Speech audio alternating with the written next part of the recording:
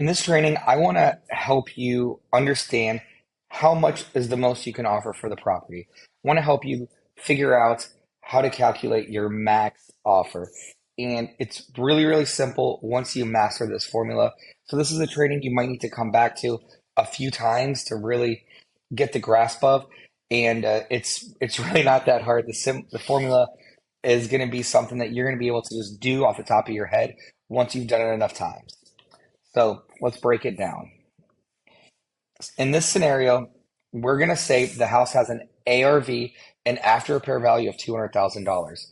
And if any of these terms are not familiar or you're confused and still struggling with them, go back to the terms and definitions so you can wrap your head around it. And then also go back to the specific training about each of these terms. So we'll start with the ARV of $200,000. Quick recap, we calculate the ARV by studying our comps and finding out what comparable homes have sold for compared to the subject property that we're looking at. So here we're saying it's $200,000 is the property we're using as the example.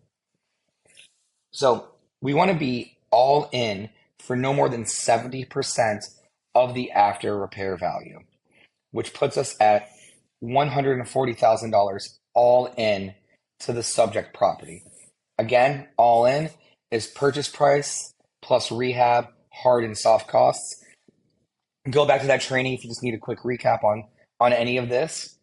So now we know, hey, the most we can be all in of this thing is $140,000. The most that I can pay for it and also rehab it with both hard and soft costs. $140,000. What happens next? Well, now we've calculated our rehab, and we know that the home needs about $60,000 in work between hard and soft costs. So we got to spend $60,000 on the rehab. So now we want to back out the $60,000 from our $140,000 max all in. That puts us in at $140,000 max all in minus $60,000 puts us at an $80,000 max offer. $80,000 is our max offer. It is all in price minus the rehab, hard and soft costs. Now we know the most we can offer for this house is $80,000. The most we can get under contract is $80,000 for it to make sense at 70%. This leaves us with meat on the bone to add a 5% or add whatever wholesale fee we can that makes sense to keep us under 75% and still be able to walk away with a profit. So that being said, do we start at 70%?